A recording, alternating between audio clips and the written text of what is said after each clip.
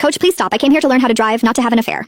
Inside the instructor's car because I kept failing to control the clutch. Coach Reeves, who happened to be my husband's friend, made me sit on his lap to teach me.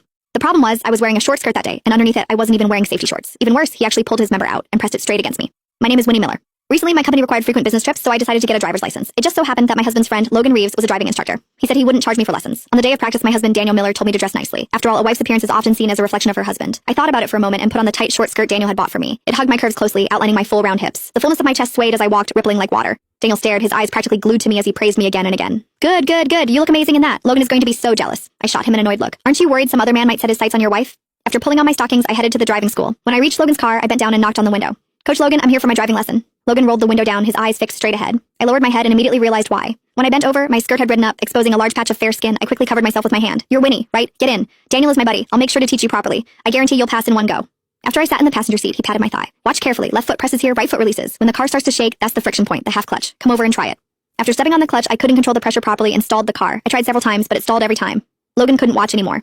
He grew impatient and directly placed one hand on my thigh. I didn't know if it was my imagination, but his broad palm seemed to deliberately rub against my stockinged thigh. My nerves instantly tightened. I'll teach you how to control the pressure. When I press with my hand, you release the brake. The closeness only made me more nervous. I hesitated and said, Coach, this isn't appropriate. My husband is your close friend. Touching my leg like this? He laughed loudly. What's there to be afraid of? I'm only anxious to teach you well because of Daniel. I'm not taking advantage of you. Other students don't even get this kind of attention. I relaxed a little. With his guidance, I stepped on the clutch. The car began to shudder gently.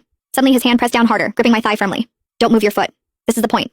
Then slowly release the brake. This was the first time in my life that another man besides my husband had touched my thigh. Even through the stockings, I could feel the warmth of his palm. A strange flutter stirred in my chest. My nerves snapped. I released the brake too quickly, and the car lurched forward violently. Logan slammed on the instructor's brake. The sudden force threw my body forward. His hand slid straight under my skirt. My entire body jolted as if struck by electricity, numb and tingling all over. The humiliation was overwhelming.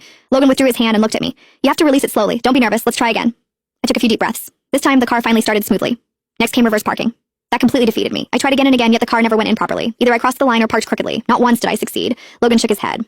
With skills like this, you could practice for 10 years and still not get it. His words made me anxious. What am I supposed to do then? I have to start traveling for work next month. Not knowing how to drive won't work. Logan stroked his chin, his gaze openly leering. There is a way. Sit on my lap. I'll teach you, step by step. You'll learn fast. My heart skipped. Sitting on his lap was far too intimate. If Daniel found out, there would definitely be trouble.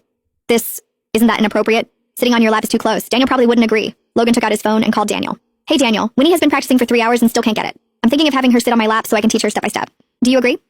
To my shock, Daniel agreed without hesitation. I trust you. As long as you can teach her, sitting on your lap is nothing. Then he hung up. A ball of anger swelled in my chest. How could Daniel be so careless? He didn't even mind his wife sitting on another man's lap. Since he felt that way, I decided not to hold back either. With a sense of retaliation toward Daniel, I sat down on Logan's lap. I deliberately shifted my hips back. I could clearly feel something hard pressing against me. My face instantly flushed. Logan was unbelievable. I felt harder than steel, unlike Daniel, who had been limp and useless for so long, leaving me unable to feel like a woman. I held the steering wheel